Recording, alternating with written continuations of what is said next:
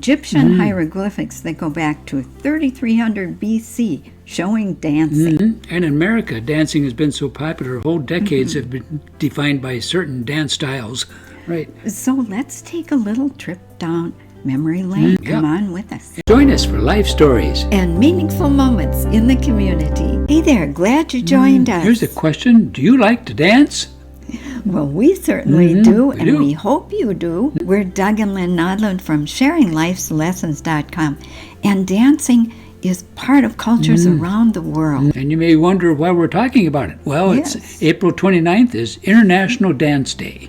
And dancing is one of the oldest entertainments, and it's in every culture. In fact, famous choreographer and dancer Martha Graham said, "Dance is a hidden language of the soul." In fact, there are Egyptian hieroglyphics that go back to 3300 BC showing dancing. And in America, dancing has been so popular, whole decades have been defined by certain dance styles.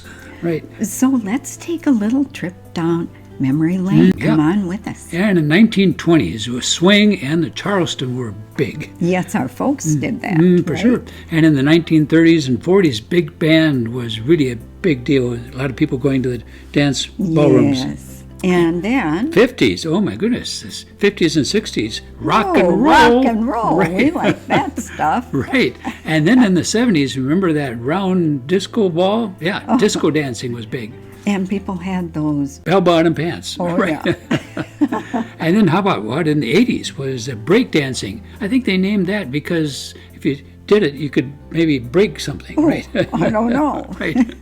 And then in the 1990s was hip-hop music was big. I loved dancing when I was growing up. You I was lived by the fortunate to live right? by a surf ballroom not too far away in Clear Lake, Iowa, which is an iconic art piece in itself, and it's now even now in the National Historic Register. And I remember going, all the big bands would come through there, Glenn Miller, Count Basie, Duke Ellington, Stan Kenton, all of those.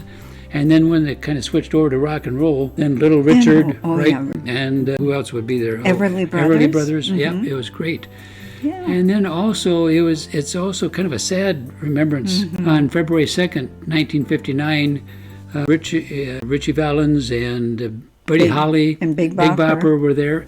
And when they took off on a plane that night in bad weather, the plane crashed and everyone died. And that was known as the day the music died, which was immortalized by Dan McLean in his record American Pie. So there's sad things happen there, but dance goes on. Right. In fact, there's a lot of health benefits to dancing. And you don't need a dance floor to dance. You can dance around the house while you're cleaning. Exactly. And it's great exercise and training for the brain and motor skills, too. Right. And if you're doing it with someone or with a group, it helps social skills, and it's great for mood. Exactly. And we like a quote by Amit Kalantri. The job of the feet is walking, but their hobby is dancing. I'm reminded of dancing by a little book that was given to me by a special friend, Jan. And it's titled, I Hope You Dance. Sillers and Sanders wrote the words and the song that was made famous by Leon Womack in 2000. Yeah, #1 hit. Right.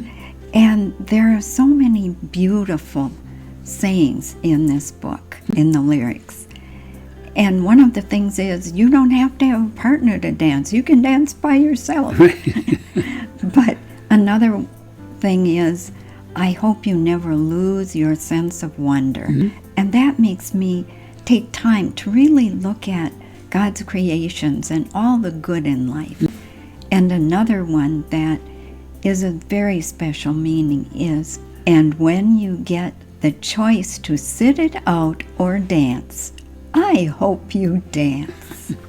What about you? What does dancing mean to you? Whether you dance with a partner, a group, or yourself, thoroughly delight in your dancing. And as you dance, you'll gain the many health benefits for your body, mind, and spirit. And remember to enjoy life even more. We hope you dance. For sure.